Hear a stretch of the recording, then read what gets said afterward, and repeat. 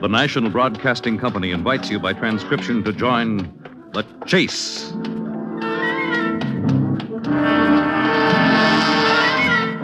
There is always the hunter and the hunted, the pursuer and the pursued.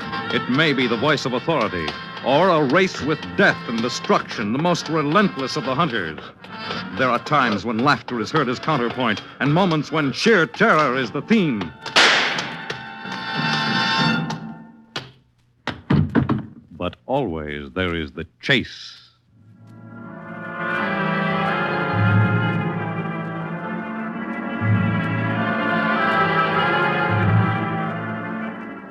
To whom it may concern.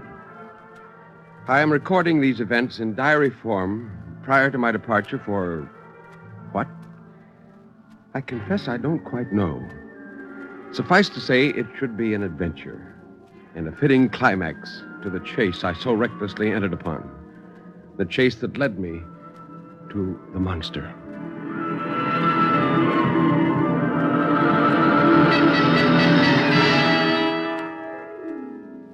My name is Jeffrey Fairchild, recently a professor of zoology with special emphasis on ichthyology, the study of fish.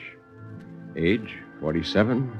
Height, 5 feet 10, half inches. Weight, 160, with slim frame and small bones. I record these trivia with the thought that they may be helpful in identifying my body if and when I die, and naturally if my body is recovered. Although I must admit that no such thought even entered my mind on that early summer evening when I returned home from my classes and first broached the subject of our trip to my young and very beautiful bride. Georgia! Georgia, my dear, I'm home. Georgia! Darling, why are you sitting here in the dark? What? Oh, don't put the light on, Jeffrey, please. Just go away and leave me alone. Georgia, you've been crying. Do you know why? Because I'm bored, Jeff. Isn't that ridiculous? I'm bored and I'm sated with life in this horrible little town filled with nothing but students and gossipy old women. And what do I do about it? I cry like a baby. Darling, Georgia, I'm sorry. Oh, Jeff, it's not your fault. I thought I knew what I was getting into when I married you. You warned me what life would be like for a professor's wife, and I accepted it. I just didn't know how dull it would actually be. How I'd long for just a few weeks in New York or Chicago or anywhere except this. Darling, you're going to do better than that. We're on our way to Europe. What? Yeah. I've just been commissioned to go to Scotland. It's more or less a job of research, but we'll be able to spend a few days in London and Paris London, Paris? Oh, Jeff, I must be dreaming. No, my dear, it's not a dream. We leave in 2 weeks. I booked passage. We'll have that belated honeymoon we've always promised ourselves. Now, does that make you happy? Happy? I'm delirious. Oh, darling. Darling, can you ever forgive me for behaving like such a fool? There's nothing to forgive, my sweet. Because I love you very much. Very much.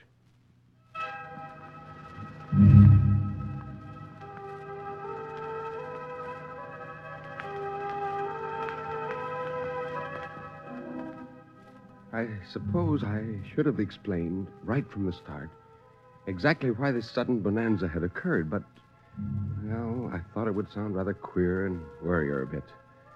After all, she was hardly more than a child, just 26 when I married her, and she wouldn't relish talking about so unpleasant a subject as a sea monster, because that's why I was going to Scotland, to Loch Ness, to be precise.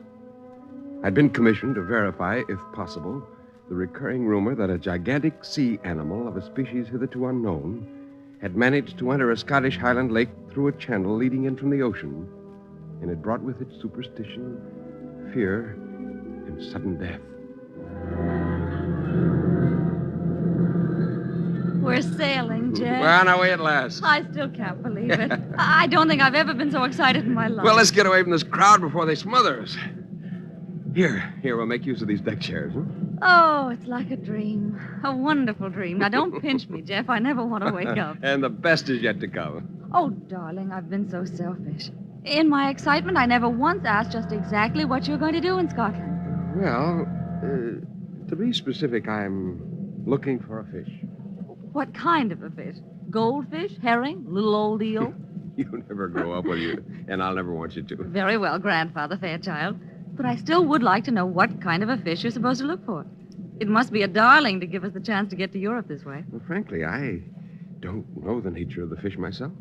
What? Well, it's known to the Scottish Highlanders in the region simply as the monster. The monster? Yes. Are you cold, darling? No. You seem to shudder for a moment. Did I? I didn't notice. But go on, tell me more. Well, there's a lake in the Highlands known as Loch Ness. It's about 25 miles long and 900 feet deep. And there are several so-called legends connected with it. What kind of legends? Well, for one thing, the lake's never been known to freeze. Every other lake in the vicinity freezes up tight during the cold Scottish winters. But Ness remains completely free of ice, and no one knows why. What else? Well, there were the bodies. What bodies? Well, people who drowned accidentally, and there have been many of them. But not one body has ever been recovered. Usually when someone drowns in a lake that size, the body's eventually washed ashore. But not on Loch Ness. Oh, would that have anything to do with this monster you mentioned? No one knows. Well, doesn't anyone know what the monster looks like? Has anyone seen it? Oh, yes. Dozens of people. That's just the point. Most of them are down-to-earth, practical Scots who wouldn't lie to save their souls. Yet they all tell the same story. After how many native Scotch and sodas? You're skeptical, huh? Oh, darling, I'll believe in Santa Claus if it means a trip to Europe. But between you, me, and that funnel over there, I think monsters went out with witches and hobgoblins. Well, all the same, it's quite possible that something, some strange, ancient animal has succeeded in entering the lake from the depths of the ocean. He may now be wallowing in the mud, 900 feet below the surface of Loch Ness. Getting chilly, Jeff. Let's go inside. I think I'd be very happy with a drink.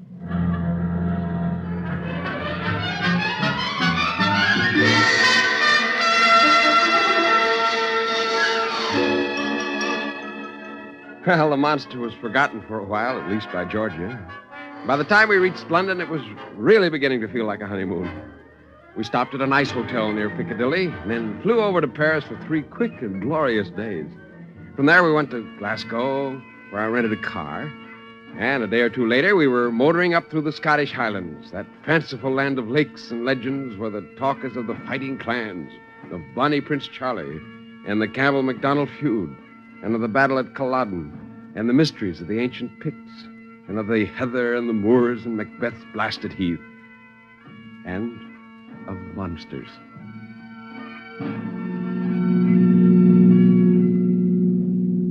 This country's glorious, Jeff. Crammed full of history, too. In the old days, each clan had its own particular realm, and feuding was the order of the day. How far up are we going? Oh, Inverness, I think. That's the northern tip of Loch Ness. Oh, yes, where our monster keeps house. Well, let's hope he's in when we call. Hold on, what's this? Another sign, I think. It says Drumnadrocket, 17 miles. Drumnadrocket? Well, that's a tiny town halfway up the lake. Now, someone suggested we stay there and make it our headquarters. Good enough. Well, do you know of any hotel, darling? They tell me Drumnadrocket Hotel is a good angler's inn and food's excellent. I think we'll give it a try. Anglers Inn? Well, you think we were going fishing? Well, we are, in a way. Jeff. You actually do believe there's some kind of a thing in that lake, don't you? So do my colleagues. Or they wouldn't have sent me up here. I'm almost afraid now. No, there's nothing to be afraid of. Whatever's in that lake's just a fish, a big fish maybe. Oh, but... Jeff, look at that herd of black goats on the hillside. Where? Oh, yes. What's odd? What? Those goats. I don't see a goat herd around. They seem to be alone. They look almost wild. Never seen black goats before. They must be... Jeff, look out! Oh!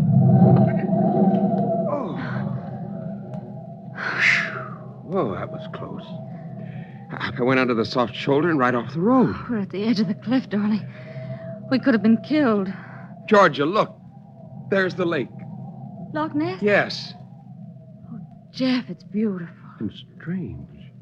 Stranger than I imagined. Doesn't look like the other locks we passed on our way up. No, it's much rougher. I don't think I'd want to swim in it. No one swims in it, Georgia, not since the monster first appeared. Jeffrey. What is it? There's something moving on the lake. Where? On the left, right below us.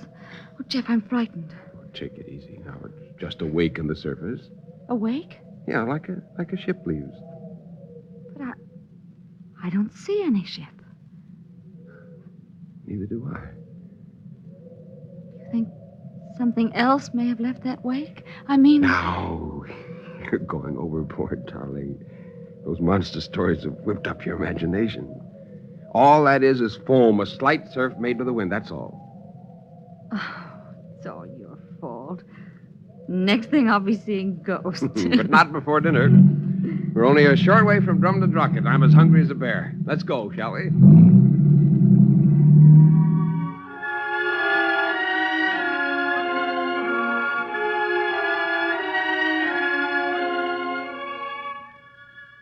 The Hotel Drumnadrocket was a pleasant stopover, and we were glad to have the chance to relax.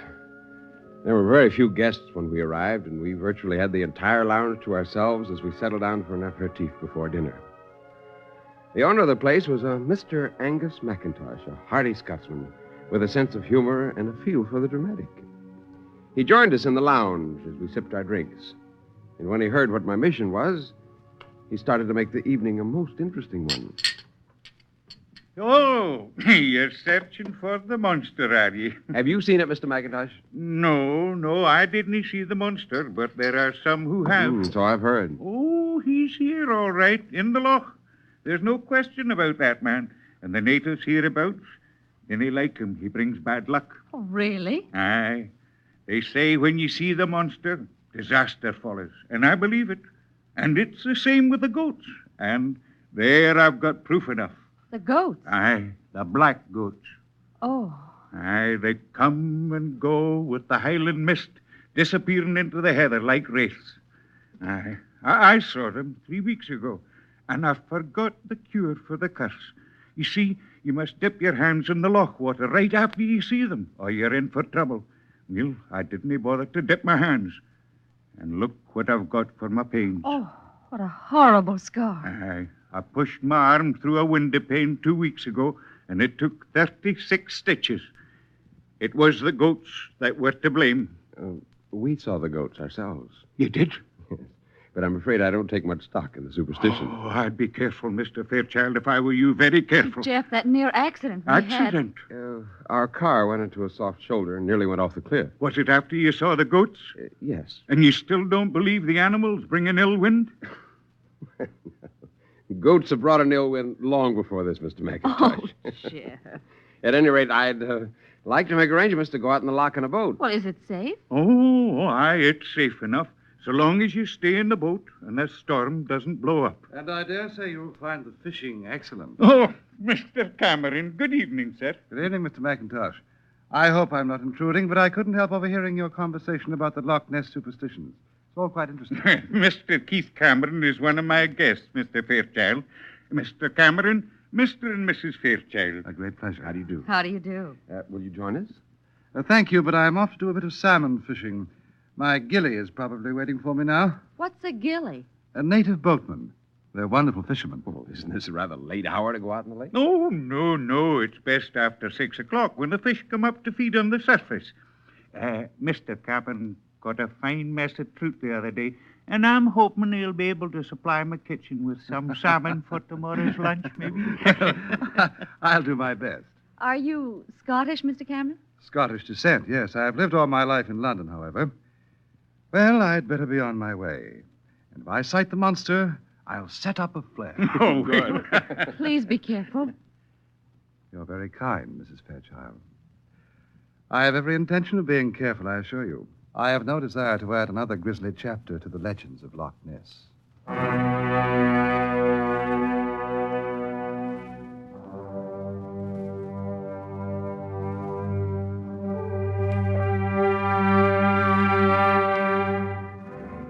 I spent the next few weeks moving up and down the loch, interviewing the natives who claimed to have seen the monster at one time or another. Their description of the animal varied only slightly, and they all struck me as being sober-minded, truthful folk. There was no question in my mind that something had been sighted on that vast sea-like lake. But although I spent hour after hour scanning the surface of the water from the shore, only the ripple of an occasional white cap and the calm serenity of a fishing boat here and there disturbed the smooth contour of the water.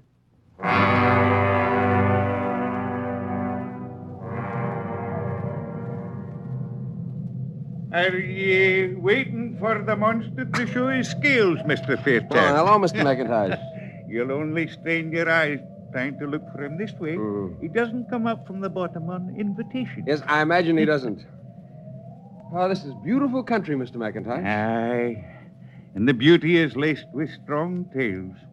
You know, they claim hereabouts to have seen ghost dogs and witches. And sometimes I think half the people are daft. But the big fish in the loch is something else again. Yes, I suppose so. Here. I brought a pair of binoculars along this evening. Have a look at the loch and see if there's something stirring. Thank you. These are powerful. Aye. A little German souvenir from the war.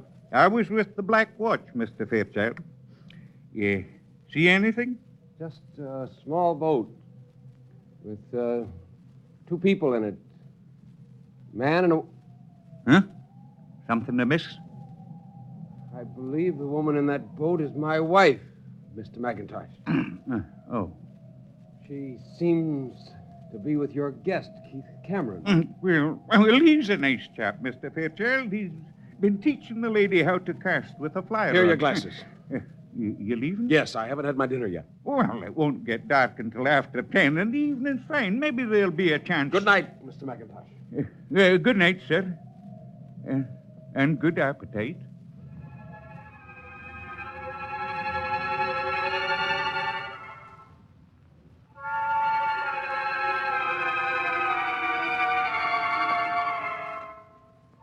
I kept to my work for the next 10 days, completing my interviews, taking copious notes. But it occurred to me that now I had more to look for than the Loch Ness monster. Georgia was quite taken with Mr. Keith Cameron. And it seemed to me that she was showing an inordinate interest in the man, for a married woman.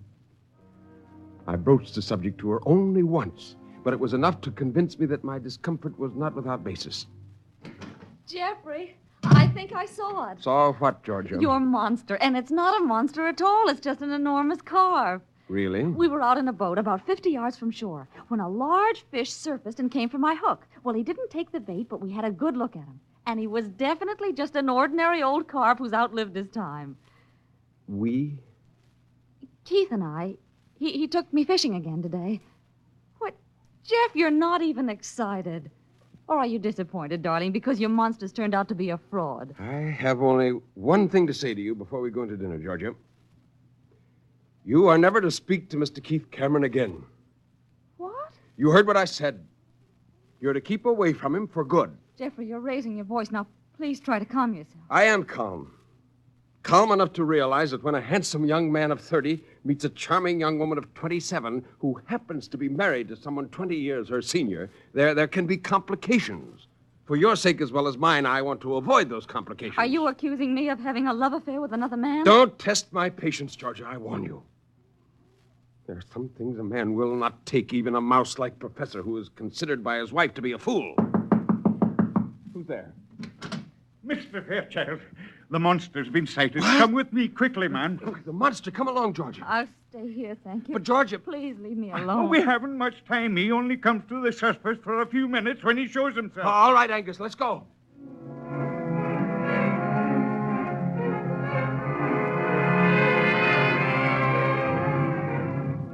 He led me to the shore of the loch where several natives had already gathered. There was quite a hubbub as they excitedly talked among themselves. The loch was rough, and a storm was in the offing. But as I stared out across the loch, I saw nothing except a slight disturbance in the water that may have been caused by the current. Here, have a look through my binoculars, Mr. Fairchild. Thank you. What do you see? I can't make it out. First glance, it looked like a strong current. that's all. Let me have a look. Well? Aye, there's something out there, Mr. Fairchild. One of the men behind us said he distinctly saw the neck of the animal above the water. It may have just gone down a wee bit below the surface. Well, people are leaving. Aye, we're due for a storm. The commotion on the water's gone. He slithered down to the bottom again. I wonder if they saw anything at all. Mr. Fairchild, these people are honest, and they're the best eyes in the county. If they say they saw it, they saw it. Besides, the commotion on the water was no current. The current doesn't go out any farther than 100 yards or so. It keeps close to the shore. Oh, mercy me. Come on, we better get back to the hotel. Come with me.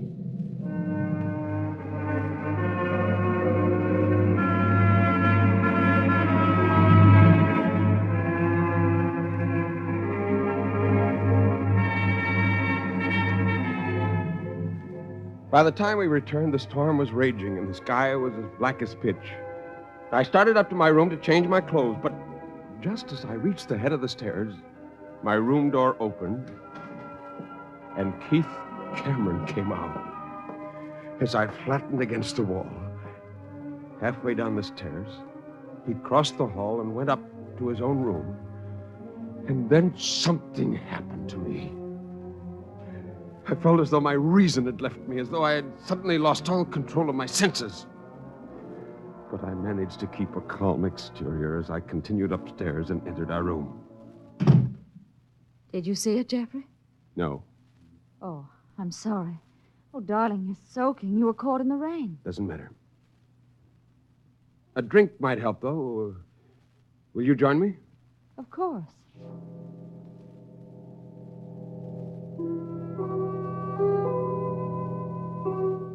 Like a man in a daze, I walked to my suitcase, took out a flask of scotch. My back was to Georgia. She didn't see me reach farther into the bag for some strong sleeping pills I kept for emergencies. As she busied herself with her lipstick for a moment, I quickly dissolved 12 capsules in a tumbler of whiskey and poured another drink for myself. Then I handed her the drugged potion and made a toast. To the happy marriage we've enjoyed, Georgia, up to now.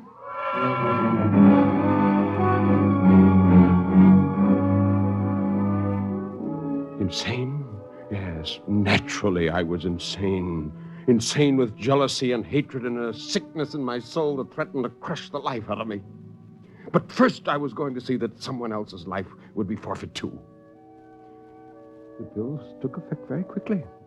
And as her mind became numbed, I coaxed her into leaving the room before she fell asleep. No one saw us as we crossed the empty lobby and went out into the rain toward Loch Ness. Jeff, where are you taking me? It's pouring rain. Come with me, Georgia. This is most important. Please don't argue. Something's wrong with me. I'm going to fall asleep. You must keep awake, Georgia. This is very important. Here, take my arm here. So follow me, dear.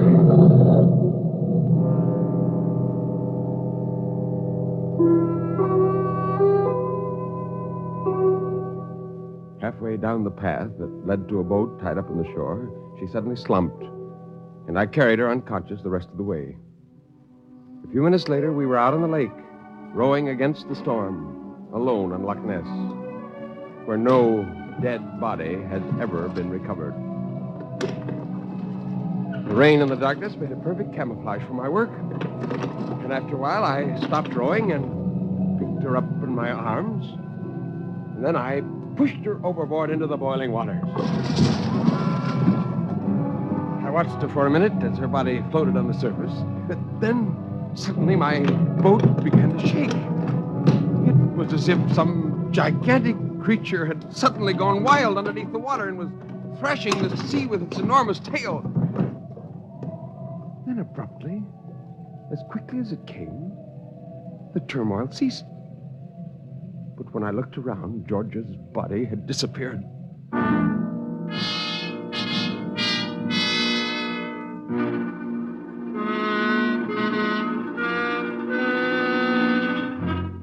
Half an hour later, I was back in the hotel lobby, and the first one I saw was Keith Cameron, with a suitcase in his hand. Mr. Fairchild, I've been looking for you. Have you? I'm going back to London this evening, but there's something I want to say to you first. I'm listening. Well, I'm afraid I've fallen madly in love with your wife. But she won't have me. I must be honest with you for her sake, in case this ever comes to your attention. I wanted her to leave you, but she refused. She said her loyalty and her love was yours, and yours alone. And that was that. She said that?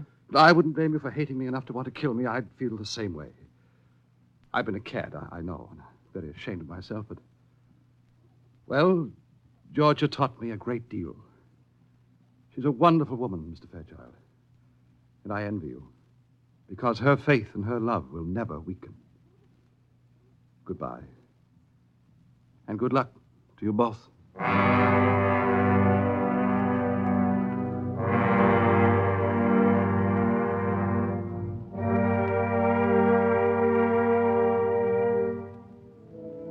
I'm jotting down the last of these notes now, sitting in a boat in the middle of the loch. It's early in the morning, and the dawn is coming up clear and fresh. The water is calm, and so am I. Calm enough to realize exactly what I have to do. Life holds no promise for me anymore, but I'm not the kind to end it in a cowardly fashion. I was sent here to do a job, and I intend to finish it.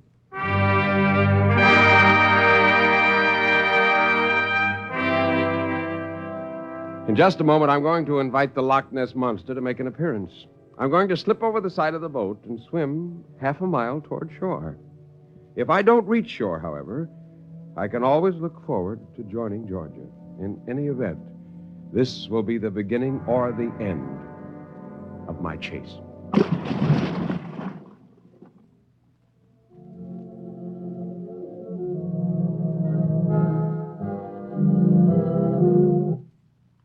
Ladies and gentlemen, we interrupt this half hour of music on the BBC Live program for a brief announcement.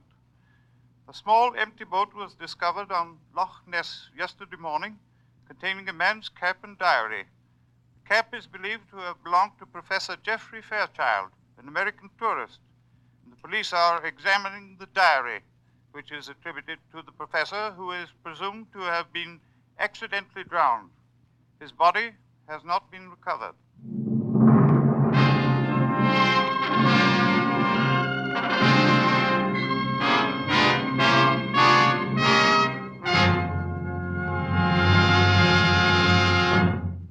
In the animal world, there is the hunter and the hunted, hound and fox, hawk and sparrow, chicken and worm. But who is to judge precisely which is the pursuer or the pursued as we enter the chase?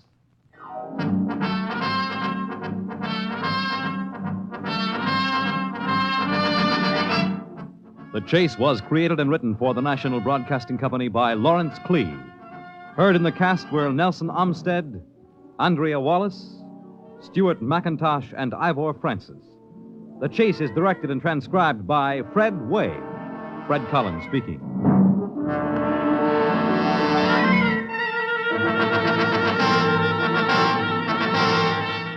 Next week, a man finds himself pursued by a fate more ominous than any he could imagine in The Chase.